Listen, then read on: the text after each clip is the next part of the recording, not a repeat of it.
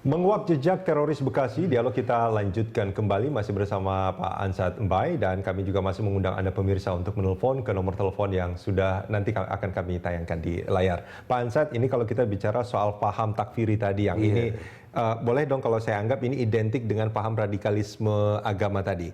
Nah, kalau kita melihat banyak sekali orang-orang baru, misalkan pada akhirnya mengikuti paham radikal ini masuknya bagaimana, Pak? Artinya bagaimana paham-paham radikal ini pada akhirnya bisa masuk ke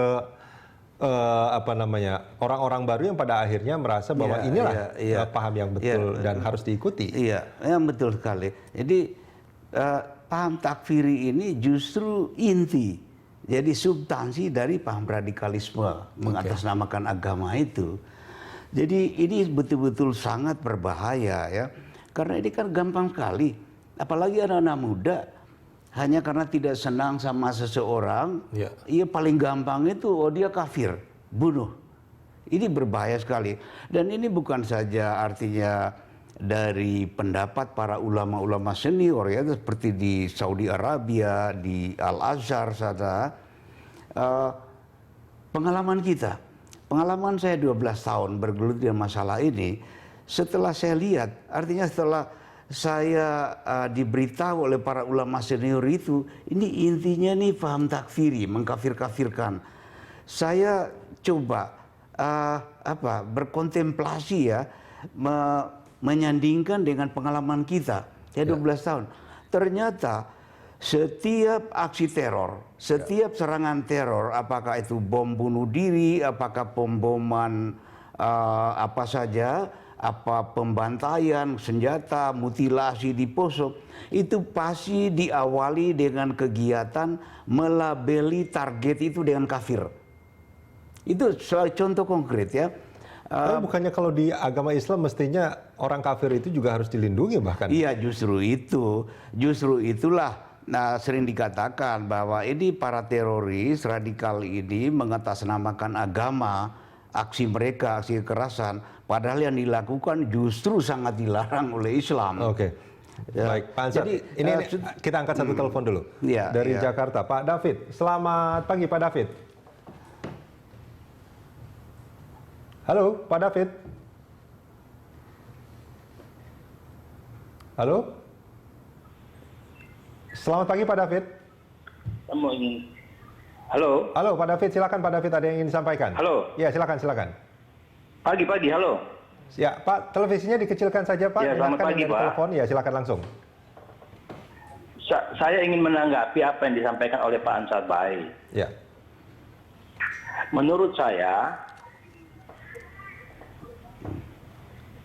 langsung saja Pak David, menurut saya apa yang sudah disampaikan oleh Pak Ansat Mbai itu adalah hal yang paling mendasar saat ini yang kita hadapi sebagai bangsa.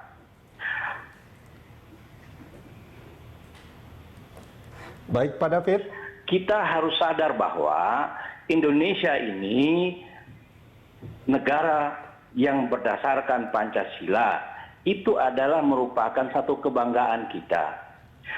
Saya punya saudara banyak yang Muslim, tetapi secara prinsip apa yang dikatakan oleh Pak Ansat Mbai mengenai paham yang kurang jelas mengkafir-kafirkan orang, itu adalah tugas para ulama, tugas para kiai memberikan pagar yang jelas. Karena paham ini kita lihat menghancurkan banyak hal-hal baik dari dunia Islam. Hal-hal yang baik yang diajarkan oleh dunia Islam dihancurkan oleh paham ini menurut pandangan saya. Oke. Tugas ulama ya Pak David ya. Baik. Terima kasih banyak Pak David sudah bergabung bersama kami di Jurnal Pagi. Kita lihat bagaimana Jazirah Arab habis.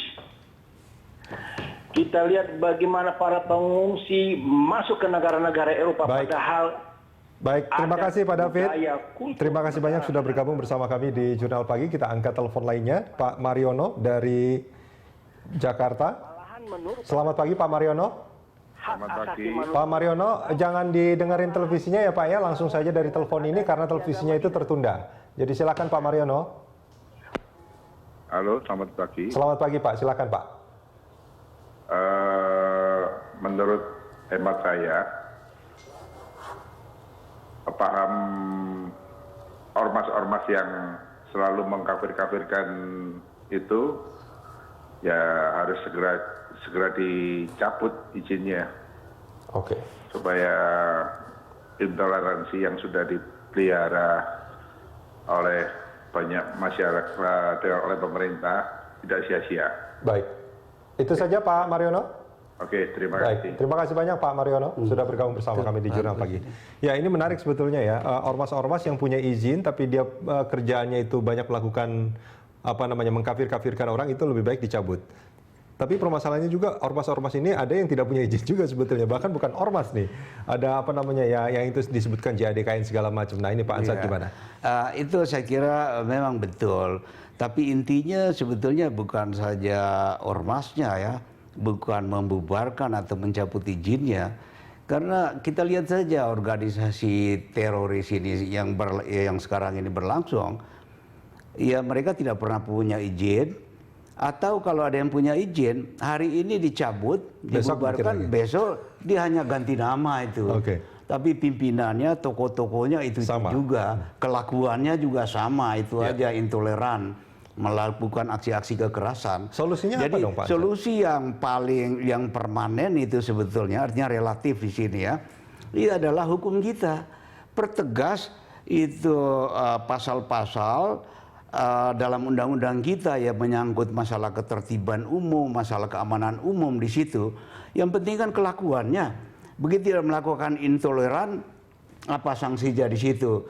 Begitu dia melakukan tindakan penyebaran ujaran-ujaran kebencian, apalagi menggunakan itu mengkafir-kafirkan itu dengan serampangan, ini harus dihukum berat. Ya itu solusinya. Ya kita sudah lihat berapa kali ada ormas dibubarkan hanya ganti nama itu. Itu bukan solusi menurut saya. Solusi yang itu boleh ya, tapi harus disertai dengan satu payung hukum yang lebih tegas. Saya kira strategi apapun ke depan itu kita, itu tadi betul. Para ulama itu harus jadi pilar kita itu, yang kita harus paling andalkan oleh pemerintah. Tapi ulama pun, ulama ini sudah bisa berperan, itu perlu ada ulama itu menunggu pemerintah, harus difasilitasi oleh negara ini. Selama ini ulama itu sudah berperan. Ini sudah ratusan tahun mereka bekerja itu dari Arab, dari kita di sini. Tapi kalau tidak ada tidak difasilitasi dukungan dari pemerintah, yaitu seperti sekarang. Dengan ya business as usual yang sekarang itu mengajarkan normatif keagamaan, nggak ngefek ini sama orang-orang ini. Jadi harus ada kegiatan para ulama difasilitasi oleh negara, lebih fokus, lebih mengerucut. Itu ibarat ada sel kanker di situ, itu bisa solusi di situ. Diikuti dengan undang-undang. Jadi pemerintah, jadi tidak bisa kita hanya minta ulama. Saya sudah sering mendengar itu para kiai teriak, ya kalau pemerintah hanya mengandalkan ulama, kami ini kan hanya istilahnya moral force katanya. Kalau tidak ada law force-nya, ya percuma, nggak akan didengarin. Apalagi kalau kita lihat psikologi orang-orang radikal ini. Ini orang-orang yang mengaku sudah belajar di dapurnya, sumbernya sana, ya keagamaan di Arab, di mana-mana di situ, Pakistan. Dia nggak mau dengar lagi ulama-ulama kita di sini. Karena dianggap sudah tidak sejalan lagi dengan mereka. Dianggap ini kan, ya kita sudah sama ulama-ulama kelas 1 di sana. Ya, kita sama kita katanya. Sama kita Melayunya. Nah, ini Pak Ansat, ini kan menarik. Kalau peran ulama mungkin kalau misalkan memang yang sudah radikal seperti itu sulit, artinya hanya bisa membentengi atau membendung mereka untuk tidak menjadi radikal. Tapi bagi mereka yang sudah radikal ini, yang jumlahnya juga tadi sudah membaiat diri itu banyak sekali sebetulnya. Dan juga mereka akan melakukan hal yang sama dengan ulama sebetulnya, akan melakukan dalam tanda kutip dakwah untuk merekrut orang-orang baru. Jadi intinya begini ya, ulama itu betul-betul yang paling mendasar. Strategi dasar kita harus empowering ulama. Internasional sendiri kalau kita misalnya Rand Corporation itu think tanknya Amerika sana itu sudah memberikan rekomendasi. Ada dalam bukunya itu, Ya. Islamic World After 9/11. Itu salah satu di situ rekomendasinya yang paling di-highlight adalah empowering the mosque, menguatkan masjid. Dalam arti empowering para ulama ini. Nah, itu harus, saya kira itu hasil penelitian di semua negara Islam. Nah, sekarang saatnya, saya kira presiden kita sekarang ini sudah on the right track ya. Nah, beliau mendatangi para ulama kita atau mungkin mengajak pertemuan. Tinggal realisasinya ke depan. Saya kira ini harus kita dukung. Oleh seluruh bangsa ini harus mendukung ini. Karena ulama kita yang moderat, saya sering mendengarkan ya keluhan para ulama. Karena saya keliling di mana-mana, saya masuk pesantren para ulama ini. Mereka ngeluh, Pak, kenapa kami yang moderat ini ibaratnya hanya dipakai untuk dorong mobil mogok. Artinya ketika mogok kami dipanggil, dorong. Setelah jalan tinggal dada aja. Nah ini menurut saya sangat filosofis. Ini harus ditangkap oleh pemerintah, empowering ulama kita. Kemudian pemerintah harus tegas undang-undangnya. Karena begini ada teori ya, kalau di internasional itu strategi melawan terorisme radikalisme ini adalah memang empowering para ulama kita yang moderat. Yang kedua harus ada state pressure. Ada pressure dari negara. Kepada pressure ini bermacam-macam. Bisa secara otoriter, ya kita kan enggak. Dalam demokratis, undang-undangnya harus kuat. Nah, kalau sekarang undang-undang kita sudah kuat belum? Masih lembek. Artinya kalau undang-undang kita lembek dan ulama juga tidak di-empowering, artinya bibit-bibit radikalisme juga ini masih akan sangat tumbuh dengan dan itu akan sangat mengkhawatirkan. Jadi dua ini, ulama secara persuasif, tapi ulama hanya persuasif itu nonsense. Tanpa mereka mengetahui, orang radikal ini, bahwa kalau mereka melakukan ini melanggar fatwa ulama, ada sanksinya dari negara. Pak Ansat, terima kasih banyak sudah bergabung bersama kami di Jurang Pagi. Oke, iya, makasih.